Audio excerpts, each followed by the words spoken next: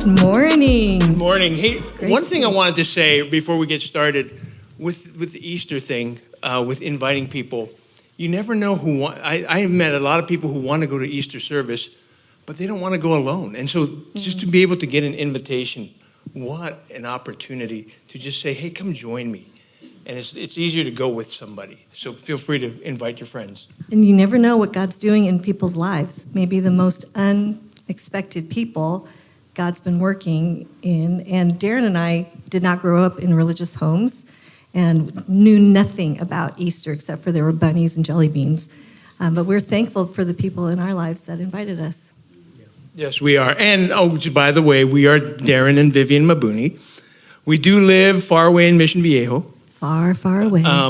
And we have been on staff with Crew for a number of years. 35. 35, yeah. So a number of years. And I did meet Viv before. So we actually met on a mission project. But before we get into that, we do have 3 kids. Jonathan, our oldest, he's 30. Gosh, he's 30. And he lives in Pasadena. He's working up there.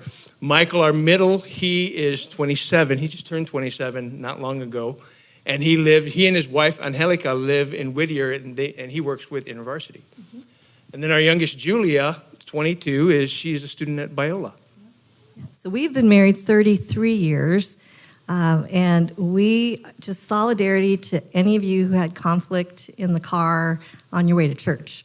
Because we missed a lot of church because we'd be fighting in the car, true story, and we'd be sitting there trying to work through conflict. So we've had a lot of ups and downs, but we are still here.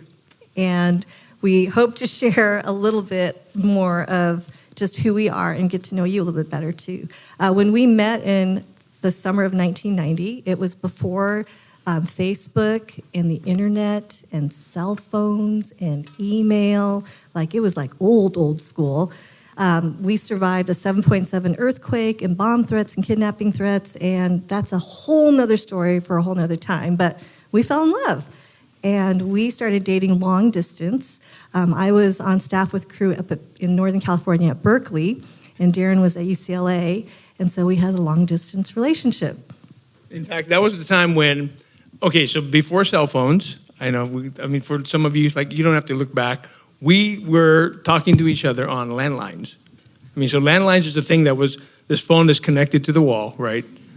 And then we could talk. It was cheaper for us to talk. We'd wait till after 11 o'clock, and we get the cheaper rates. Yep. And we still had these exorbitant phone bills because we would talk all the time, and we could not exhaust the type of conversations we were having. It was like, oh my goodness, I can't believe I have met someone who is going in the same direction and has so many things in common. And I feel like you can practically read my mind, and we finish each other's sandwiches. Or something like that, yeah. Something like that.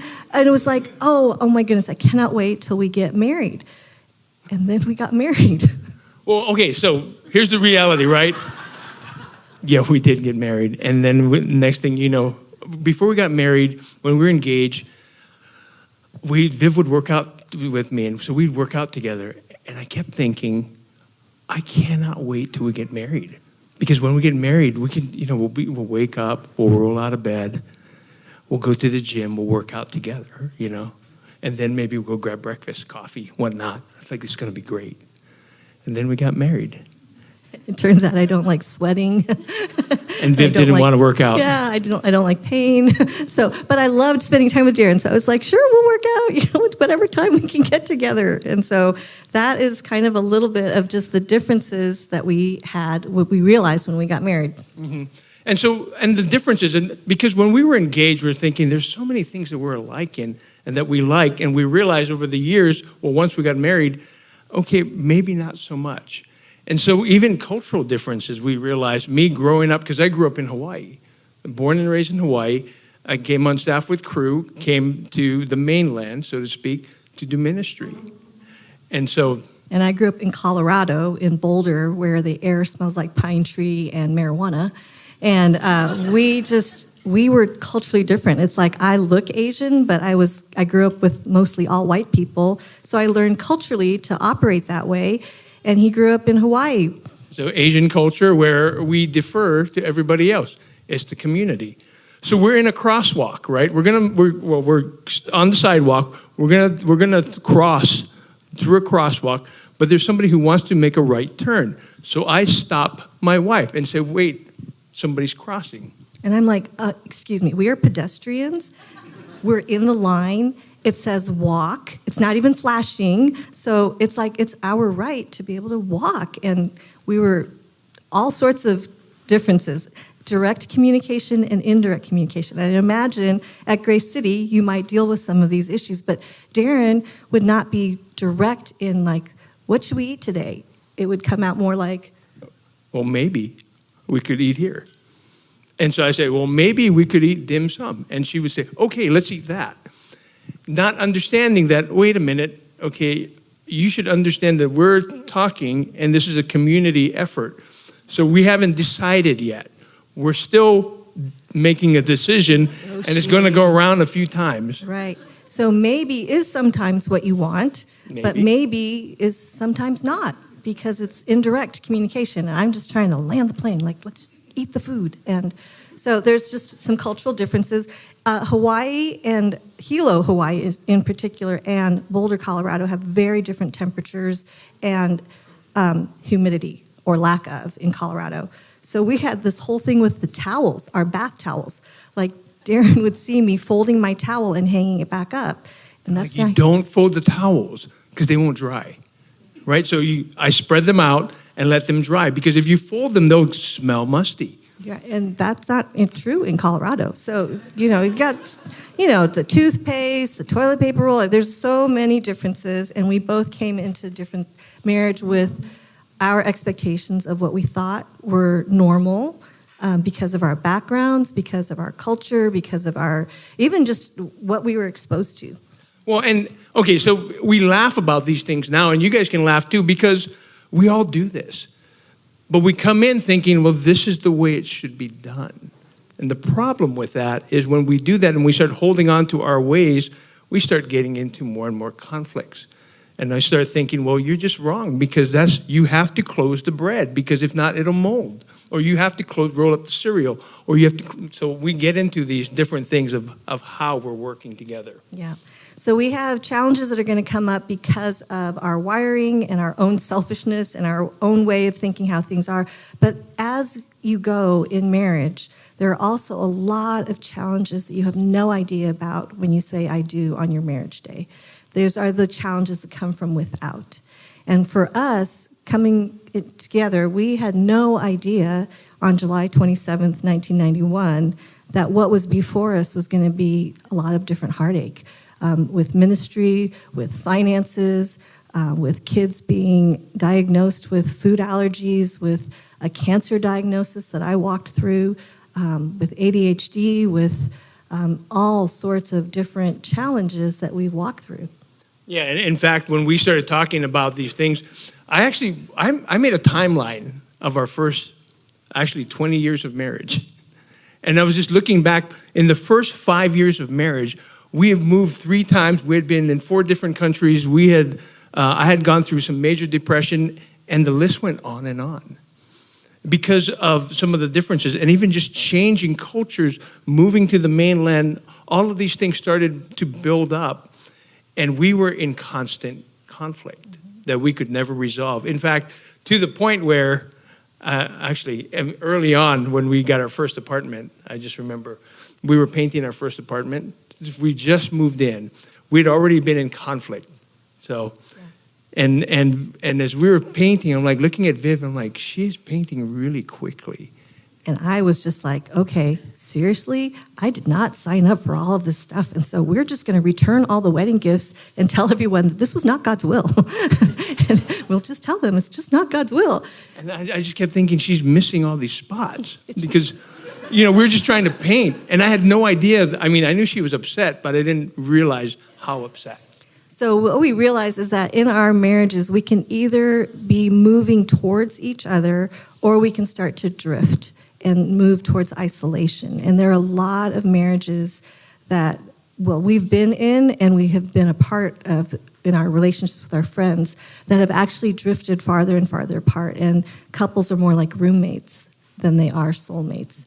And we've walked through seasons like that as well. And so what we're going to do this morning in our brief amount of time is to actually hit something really practical. And since all of you are not married, it's practical in the sense that these principles hopefully will be helpful for you in your work relationships, in relationships on the soccer team, with your kids' friends or whatever, even modeling to your own children. But we're going to talk about conflict resolution. But before we do, we just wanted to anchor what marriage is about in the scriptures. Yeah. Why don't you share that? We'll share that. I want to share one thing as we get into that. When we talk about conflict, there's a lot of different conflicts. But we want to try and categorize them in three types of conflicts. The conflicts that we can overlook, there's simple ones day to day where it's like, you know what, it's not a big deal. Close the cabinet. We can work through that quickly. Can we explain the cabinet thing? Like Darrin confronted me, he said, Viv, you keep leaving all the cabinet doors in the kitchen open. And I'm like in total denial, like, no, I don't. I'm a very efficient cooker. Like I use the salt and I put it right back. And he's like, no, you kind of leave the cabinet doors open. And I'm like, no, I don't. And then I was the only one at home, and I walked into the kitchen, and all the cabinets are open. And I'm like, okay, it is me, and I repent. Sorry. So anyway, so there are things like the cabinet doors, right? And then, so if you were to look at a bell curve, right, the bell curve, so on one side of the bell curve is all the little things that we can restore and we can resolve quickly. On the other side of the bell curve, there's some really tough conflicts that we get into. These are the conflicts that deal more with addiction. They deal more with affairs. They deal more with, so these are the types of things that actually take time and require some kind of accountability or even some professional help. Yeah. And Darrin and I have both been in individual therapy and marriage counseling over the years. We call them our paid friends, and we recommend that. So if you are in a place where you are just stuck, it's helpful to have someone who's a trained professional to help work through some of those stuck places. Yeah, and so we have both sides, but most of our conflict kind of land in this middle section where it's the stuff that we want to deal with quickly. And that's really what we want. When we talk about conflict, that's what we're going to talk about. We're going to talk about the things we can deal with quickly. And there will be principles that you can apply to all of them, but that's where we want to land. And so this is a very topical kind of, sermon. Thankfully, Stephen, we love Stephen and Lauren. We just met, but we really, really like them a lot. So we know that you all are blessed to be under their leadership and the team that's here and the faith that is here.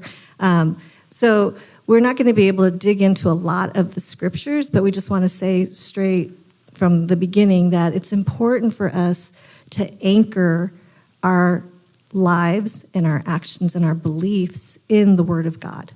That this plumb line of the Word of God is the foundation upon which we build everything. There's a lot of influences out there. There's Hollywood, there's social media, there are a lot of philosophies that don't connect with what the Bible actually teaches. And so as we move into talking about marriage, it's just good to get a foundation of what the scriptures say. And so just really quick, sorry, I forgot that I have a handheld mic. It usually helps. So, but just so that I can make sure that we read this, and you've read this in Genesis 2:24. After the man had talked about this is bone of my bone and flesh of my flesh, in 24 he says, this is why a man leaves his father and mother and is united to his wife, and they become one flesh. That's marriage. We become one in that. The other thing that I want to just briefly touch on is, if you have your Bible, turn to Matthew chapter 16. If you don't worry, because I'm going to read it anyway. So Matthew chapter 16, in verse 24, Jesus said to his disciples, whoever wants to be my disciple must deny themselves and take up their cross and follow me. So when we talk about this idea of conflict resolution, we're really coming from a heart attitude of we want to be able to be there for one another. First of all, we're walking with the Lord. We're following him. And when we follow him, we deny ourselves. That means we deny our own ways. We take up our cross, we follow his ways, and we follow him. And so we continue to put that into practice. That's so good. I think it's very hard in our own flesh to live out the way that the Bible teaches us to be in marriage and in relationship even to one another. It really is that we need to be relying on God, surrendered to him, trusting in his Spirit. Jesus even talks about marriage in Mark 10, verse 6 to 9. He says, but from the beginning of creation, so marriage was God's idea. So from the beginning of creation, God made them male and female. For this reason, a man will leave his father and mother, and the two will become one flesh. So they are no longer two, but one flesh. Therefore, what God has joined together, let no one separate. And so some of you may be in a blended family or a second or third marriage. And what our hope is, and I believe that Grace City would say the same, is that we desire to equip marriages so that it will be your final and best marriage. So let's talk about conflict resolution. Why? Okay, really quickly, why is it that the person that you love the most is also the person you have the most conflict with? I don't know if you guys can relate to that. So we're going to do this talk. So we were talking about, okay, we're going to get this talk on conflict resolution, and we had conflict this morning and last night. And we did resolve it, but it never fails. It's like we get into conflict when we're talking about conflict resolution or just marriage in general. Fresh illustrations. But we're going to share another illustration to kind of demonstrate some practical tips on conflict resolution. If we ever wrote a book on marriage, it would be called What Not to Do. So this is a situation that happened to us. We were in a ministry setting for work, and our 3 kids were still pretty young and all taken care of at home. So we had traveled all the way to Florida, and we had a hotel room with a king-size bed. And so I decided to be a little bit outside of my comfort zone, and so I texted Darrin with like a very suggestive text.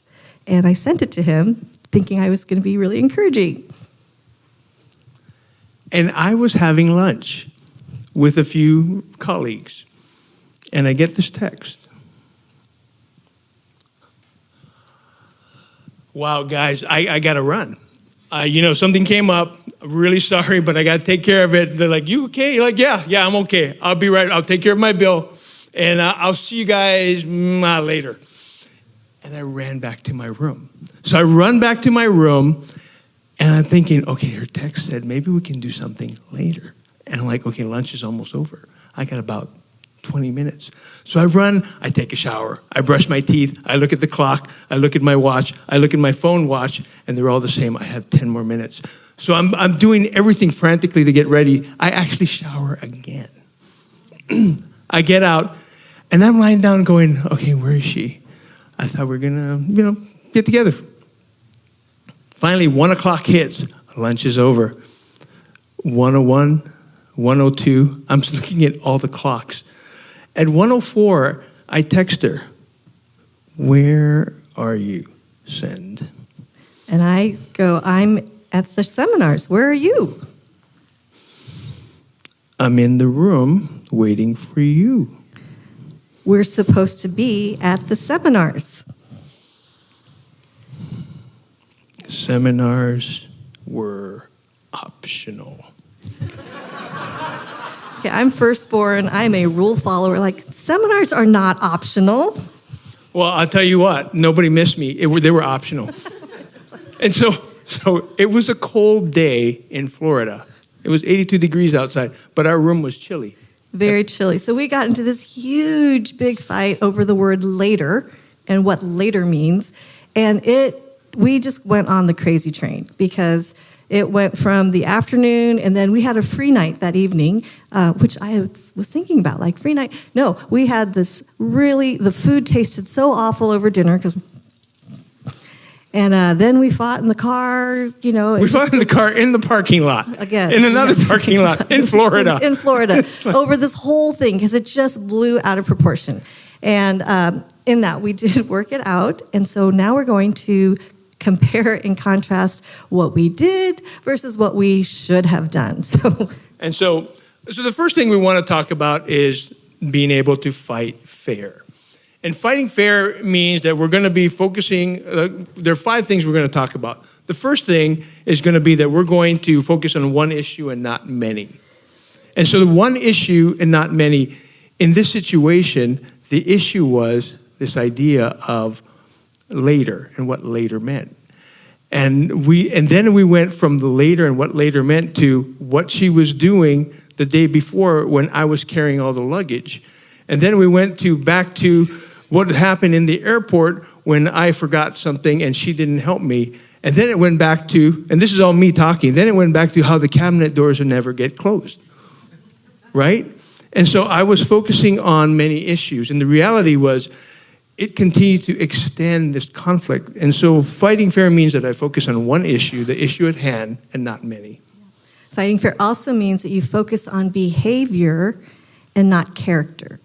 Focus on behavior and not character. This is also important, I think, as you raise kids, that instead of saying you're a good boy or a good girl, it's like you did a good job. Like what you do or don't do is not who you are, and separating that out. So the situation is the behavior, not the character of a person, because that can be really damaging. Number 3 is we focus on specifics versus generalizations. Generalizations is when we start using words like always and never. And every time. So like, you always do this every time and you never, and so I started doing that too. Because it's so easy to do. Right, and then I'm getting defensive because if you're going to say always, I will find that one time that I did not. So always, never, yes, that's true. Facts versus judgment of motives. It's important because we cannot read our spouse's minds. We've been married 33 years. It still doesn't work, you all. We cannot read our spouse's minds. We can't change them, and we can't read their minds. So really focusing on what happened and not their motive behind it is important. Yeah. And finally, we want to talk about connection versus winning. And this is one of the biggest ones for me, because when we got into these arguments or any kind of conflict, I always wanted to win. And so I started thinking about all of these ways that I could win or poke holes in her argument.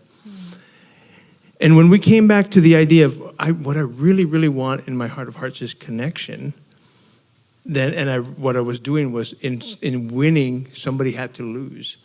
And that did not foster connection. And so when I realized that, I thought, okay, let me pull back. Because even in this situation, I didn't want to lose. Because I was so set on when we were going to be having time together that I thought it was going to be right after lunch. Later can mean a lot of things. So what I realized in this is that we were both so stubborn, and in many ways, both of us were right, from our different perspectives. And this is where I would say, even in hearing any of these suggestions, it's important to decide before the conflict that these are some of the things you're going to try to implement in your own relationships. So this is kind of our pro tip, like don't do it. Like don't decide like you never and you always, we're not supposed to use those words anymore. And that's just going to escalate and go bananas. So don't do that. The other thing that's important is that our brains are phenomenal, the way that God made us. And we have an old part of our lizard brain that goes into fight, flight, freeze, and fawn. Like when we start to feel threatened, we shut down or we fight to try to protect ourselves. Now, I grew up in a home where my parents had so much conflict. And my little sister and I used to hide in the closet because they would just be yelling. And when they were yelling, they would also throw around and threaten divorce. So I began to associate conflict with divorce. So in my mind, I thought no conflict means no divorce. So what I would do when he would start to escalate is I would just shut down and hope everything just would go away, like hiding in that closet. So realizing that's part of my background, one thing that has been really helpful that we've learned is that when we're in that state of fight or flight or freeze, our brains are flooded and we can't even think straight.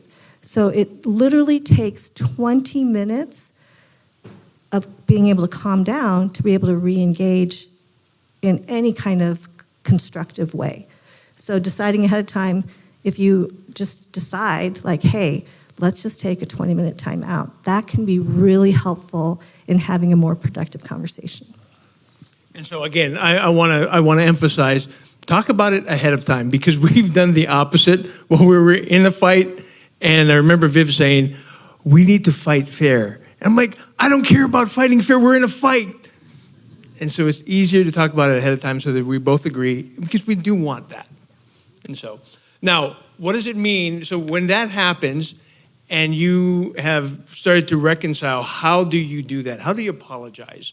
And so we want to talk about that, because we want to be able to say, I'm sorry, I was wrong, please forgive me. 9 of probably the most healing words you could say. But what kind of, and we want to kind of spell that out in another way of saying, we want to be able to name it. We want to identify the attitude and the action behind it. We want to be able to own it, take responsibility. We want to feel it. I want to understand from the other person, from Viv's point of view. We want to say it, no buts, but just say, I'm sorry. And finally, we want to be able to change it. So what am I going to do differently now? And so in this particular situation, it took a while, because that night was not the night. We went to bed angry. I know the word says, do not go to bed in your anger, but there are times that you just need sleep. And we needed to sleep, and then later, not that later, but later the next day, I was able to talk to Viv, and I just said, you know what, being able to name it, I was selfish. So I just said, you know what, I was selfish. And then I could own it and say, Viv, I was selfish. That was me owning it. Feel it. I understand that you were trying to encourage me. Now, the only way we can understand how they are feeling is if we ask them and talk to them and not assume what they're saying. So it took some time for me to ask, when I just said, you know what, I blew it. I did this. I was selfish. How did that make you feel when I got angry when you didn't do this? When I started bringing up all these other things, and she just said, I felt really sad because I was trying to encourage you. And so, again, feel it. So I understand that you were trying to encourage me. And finally, say it. I'm sorry. Just saying, I'm sorry. No buts, and ask them to forgive you. And so I said, would you forgive me? And finally, change it. Suggest ways that you would change it. And so I just said, maybe next time I will find out what later means. like, does later mean now later? Or does later mean later? And what does that actually mean? So I would say that this idea of apologizing, we tell our kids, okay, you guys get in a fight, you need to apologize to each other. And the kids are like, I'm sorry. The genuine understanding of I really own it isn't I'm sorry if you felt frustrated, or I'm sorry but I was doing X, Y, or Z. It's actually really owning that part of it. So sorry and changing it, I think, is so important. It's important to understand defensive people cannot empathize. Defensive people cannot empathize. So when I feel Darrin actually being able to reflect back to me where I was coming from, that really serves to kind of diffuse the anger. Anytime I've ever felt understood, it doesn't mean right or wrong, it's just feeling understood and validated. That is such magic to dissolving anger. The other thing that Darrin has done that has been very helpful for me, just knowing my background, and this is where when you take time to understand the background of your spouse, how they grew up, how they experienced conflict in their own homes, and what they deem as what was normal, the more he understood. There were times that Darrin literally in our conflict, he would just take my hand and he'd say, Viv, we're okay. We're talking about this situation. And separating that for me was so helpful, because I just would feel threatened. Anytime we have conflict, this is the end of everything. It's all bad now. We should just start packing because we're done. And this idea of we're okay. We're dealing with this because we don't see it the same way, but we are okay. And that was really, really helpful. So, yes. So anyway, I was just thinking about that. So even this morning, as we're going through conflict, because this is something we're talking about steps to take, but it really comes down to the heart behind it. we want to talk about these steps because as you continue to practice them, they become more and more a part of your working capital. This is how we interact with one another. And so as we continue to do that, our hearts continue to follow in that direction. Because really, I want to please my wife. I want to work with her. I want to minister to her. And there are times that we get into these arguments, and you know what it is about? It's a lot of times about ourselves, isn't it? When we get frustrated about something, it's because something in myself was not satisfied with what happened. There was an expectation that was not met. And so it helps me to kind of take a step back and look at my own life and go and examine, why is it that I reacted so strongly to something as simple as whatever it was we were talking about this morning? So self-awareness is a key part of being responsible for ourselves. A lot of times in marriage relationships, we listen to sermons and we listen to podcasts with this, you should hear this. This is really good because it's about them, when we need to keep focusing on ourselves and being responsible for ourselves and that self-awareness. The other part of really resolving conflict means that we are people of forgiveness. That we are people of forgiveness. And we can understand that in our relationship with God, that He forgives us for our mistakes. But I would say that for me, the times when Darrin has granted forgiveness to me has helped me to understand my relationship with God in a very tangible way. It's really profoundly helped me to understand what it really means to walk in forgiveness. And so forgiveness is not just taking something and sweeping it under the rug. It's not forgetting the thing happened. We don't forget when we've been wronged. It's not conditional. It's been said that when we do not grant forgiveness, it's like drinking poison, hoping the other person will die. It's like the forgiveness is eating away at us. So forgiveness is really for us, not for the person that committed the offense. So this is important because there are going to be issues of addiction and infidelity, even abuse. And we just want to say, if abuse is part of the situation in a marriage, we would say this is where it's not okay just to keep like, okay, it's okay, I'll just keep forgiving. This is where you do need to get help. And if that's a situation you're in, to find resources, to find safety for you, your children, that's important. So really clearly from there, find the resources, talk with the church staff. It's not about just letting things slide when you're being harmed. But in other relationships, just in other situations that. I was just going to say, and what forgiveness is choosing to let it go.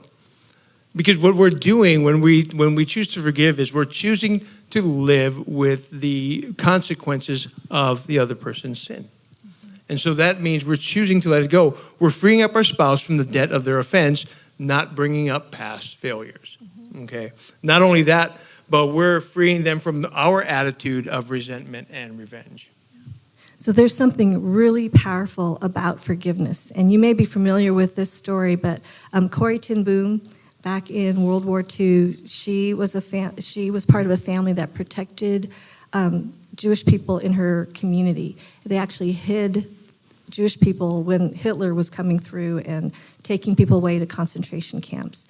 And so Corrie and her father and her sister were also imprisoned in these concentration camps. And her sister actually died in one of the concentration camps. She witnessed all of this.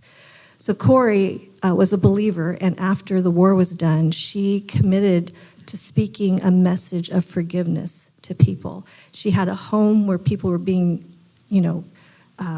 cared for through the trauma, and she was preaching one Sunday at a church in Germany. And when she was there, she saw a man come in with a coat, and she realized that this man had been one of the most cruel soldiers in that concentration camp. And the man came up to her, walked up the aisle when she was done speaking, and he said he didn't remember her, but she remembered him. He said to her, you mentioned this one concentration camp. I actually was a soldier in that camp, and I have since become a follower of Jesus. And I know that God has forgiven me, but it would mean so much if you would forgive me too. So I'm going to read a portion of her response. Corey wrestled back and forth as she recalled the horrors she and her sister had endured and the humiliation of being forced to walk naked past this cruel guard. Betsy, her sister, had died a slow, terrible death in that dreadful place. Could all this be wiped away simply by his asking for forgiveness? Ultimately, Corey knew she had to forgive, not only based on God's commandment, but also based on her personal experience. In the home she ran for victims of Nazi brutality in Holland, she saw firsthand how those who forgave their enemies rebuilt their lives despite their physical or emotional scars. Those who remained bitter remained imprisoned, unable to move forward despite becoming physically free. Though her heart felt cold, Corey knew forgiveness was not an emotion, but an act of the will. She knew her will could function regardless of the state of her heart in that moment. She prayed for God's help. I can lift my hand. I can do that much, she prays. You supply the feeling. And the way she explained how God answered her feeble prayer is breathtaking. Corey writes, and so woodenly, mechanically, I thrust my hand into the one stretched out to me. And as I did, an incredible thing took place. The current started in my shoulder, raced down my arm, sprang into our joined hands, and then this healing warmth seemed to flood my whole being, bringing tears to my eyes. I forgive you, brother, I cried with all my heart. And for a long moment, we grasped each other's hands, the former guard and the former prisoner.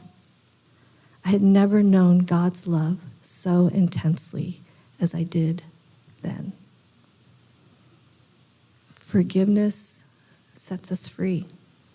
And when we practice forgiveness in our marriage, I'm telling you, it changes everything, and the food tastes better, and the sky is a little bit bluer. So true.